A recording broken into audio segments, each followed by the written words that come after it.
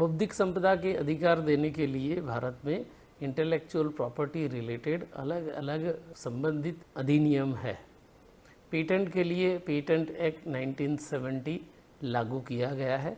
इसमें निर्देशित है कि पेटेंट ग्रांट करने के लिए प्रोडक्ट का, प्रोसेस का, मेथड का नॉवेल होना, इन्वेंटिव होना और इंडस्ट्रियली एप्लीकेबल होना अति आवश्यक है।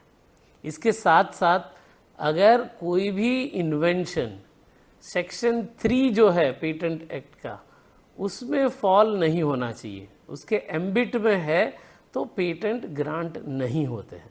तो इस तरह से किसी भी नए आविष्कार का, नए नवाचार के लिए पेटेंट ग्रांट होना है तो novelty, inventive step, industrial applicability होना अति आवश्यक है। गुजरात देश भर में अन्य राज्यों के मुकाबले काफ़ी तेज़ी से नए आविष्कार, नए नवाचार को प्रोटेक्ट कर रहा है। पिछले कुछ सालों में 4000 से ज़्यादा पेटेंट गुजरात के द्वारा प्राप्त हुए हैं। और इसके साथ साथ मैं ये भी बताना चाहूँगा कि स्टार्टअप ने काफ़ी बेहतरीन ग्रोथ दिखाते हुए गुजरात से पेटेंट प्रोटेक्ट किए हैं।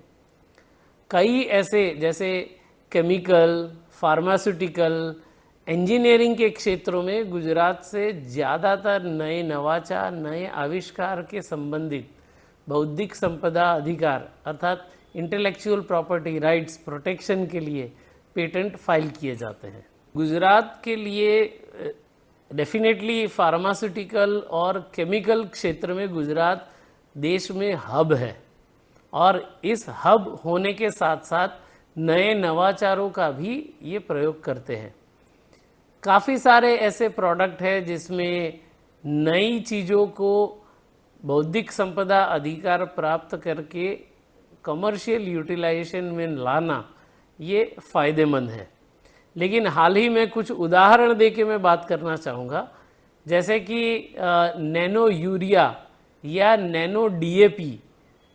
प्रधानमंत्री जी ने इसके प्लांट को लिए भी इनॉग्रेशन किया था, गृह मंत्री जी ने भी नैनो डीएपी के प्लांट का इनॉग्रेशन किया था।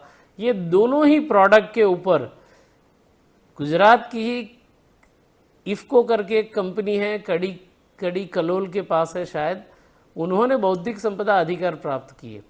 तो नैनो यूरिया, इससे ना सिर्फ जमीन के लिए यूरिया की खपत कम होती है बल्कि जमीन काफ़ी फर्टाइल भी होती है। तो इसके साथ साथ जो केमिकल फर्टिलाइजर्स के ट्रेसिस फूड ग्रेन्स में, फ्रूट्स में और अन्य खाद्य पदार्थों में पाए जाते हैं, ये नैनो कंपोजिशन यूज़ होने के कारण ये कम होते हैं। तो ऐसे कई नवाचार हैं जो गुजरात विश्व में कीर्तिमान स्थापित कर रहा है और ऐसे नए नवाचार के साथ विश्व को एक नई तकनीक, नई सोच देने में गुजरात का एक अति महत्वपूर्ण योगदान है। नैनो डीएपी या नैनो यूरिया, ये एग्रीकल्चर के क्षेत्र में इसका बहुत महत्वपूर्ण योगदान आने वाले वर्षों में हमें देखने को मिलेगा।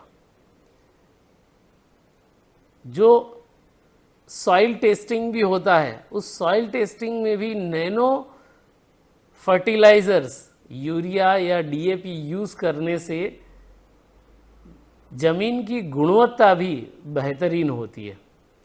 इसके साथ साथ जो एग्रीकल्चर क्रॉप है उसकी क्वालिटी भी बेहतर होती है और क्वांटिटी भी बढ़ती है। जो भारत सरकार का लक्ष्य है कि किसान की आय को दुगना करना, तो दुगना करने के लिए एक तो कम लागत से एग्रीकल्चर होगा और ज़्यादा गुणवत्तायुक्त और बेहतरीन एग्रीकल्चर क्रॉप प्रोड्यूस होगा, जो ना सिर्फ भारत में बल्कि विश्व में भी उसकी निर्यात करने के लिए बहुत महत्वपूर्ण कदम है। अच्छा, नैनो यूरिया की बात करें तो ये बौद्धिक संपदा अधिकार जो गुजरात की एक कंपनी ने लिया है, आने वाले समय में इस बौद्धिक संपदा अधिकार के माध्यम से देश के अन्य राज्यों में भी यूरिया की उपयोगिता जहाँ पर है वहाँ पर नैनो यूरिया इसे सब्स्टिट्यूट करेगा और विश्व में भी काफ़ी बेहतरीन रूप से यूरिया की खपत को गुजरात राज्य उसकी आपूर्ति कर पाएगा।